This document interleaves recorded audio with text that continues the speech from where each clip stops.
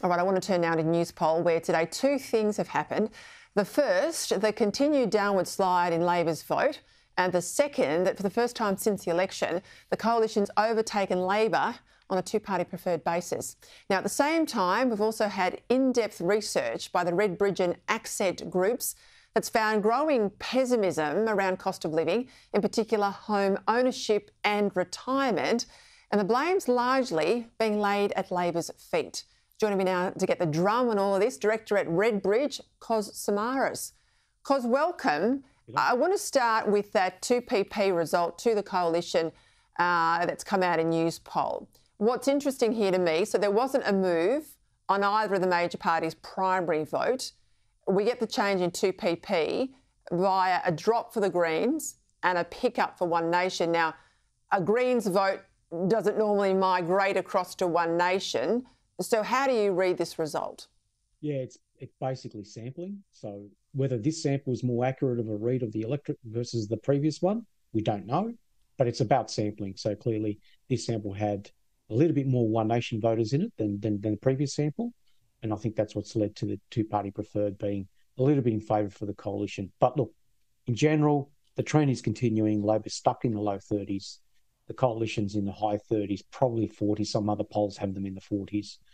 And it's a fairly stubborn political landscape at the moment. All right, we'll get to cost of living in a moment, but I want to get your take on the events of the last couple of weeks out of the Middle East and how that's played out here in Australia.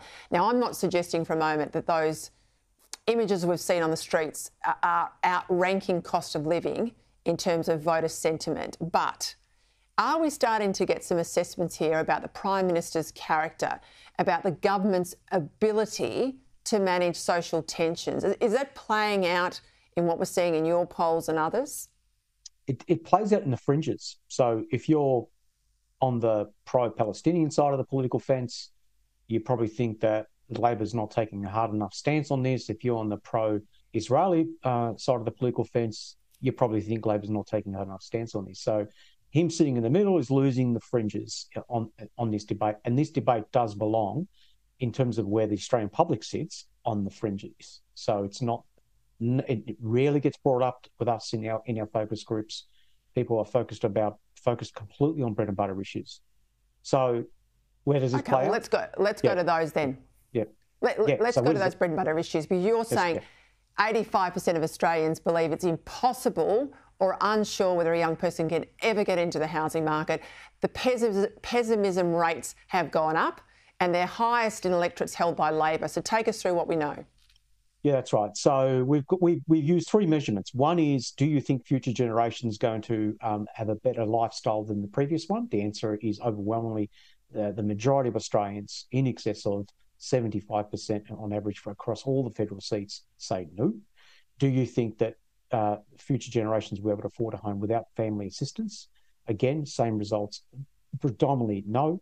And then the third one, which is very important, a group of older Australians who are now in their 50s and early 60s, looking at retirement, probably been on precarious work for a long time. The affordability crisis has just completely destroyed their savings. And we asked them the question, are you comfortable in retiring? The majority of people's response is no. And so you've got this massive anxiety out there in the electorate, and they are predominantly in seats that Labor holds in the outer suburbs and regions, and predominantly in seats which we've previously forecasted are going to be in contest versus the coalition. So do you think these seats are actually in play, or will they just have a reduction in a strong Labor margin? Look, if you look at seats like, let's say, McEwen in Melbourne, you go to Blair. So Blair, of all those three measurements, is in the bottom 10 across all three. That's in Queensland, in Brisbane, wow. Historically been a marginal seat. That's going to be a problem seat for Labor to hold because of this dynamic. There's a lot of what we call, obviously, the politics of grievance out there now. And the incumbent government is going to cop. And that's unfortunately, for those on the Labor side of politics, this is something they're going to have to wrap their heads around, is how do they actually curtail that backlash. All right, we have to have an election before May. We saw the sitting schedule come out last week. It's got the budget set for March. We know we've got a state election in WA in early March. Doesn't mean you can't run it concurrently with a federal election.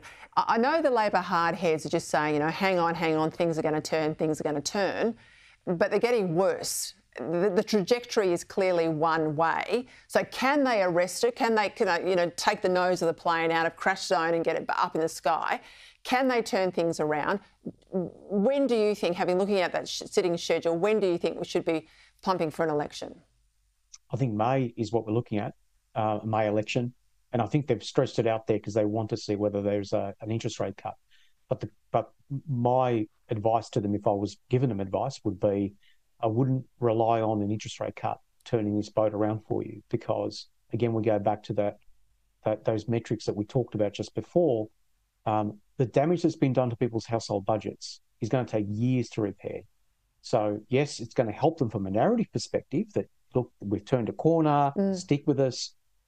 People have absorbed a lot of financial pain, and they're still going to carry that grievance all the way to the ballot box. So I don't think it's going to help them.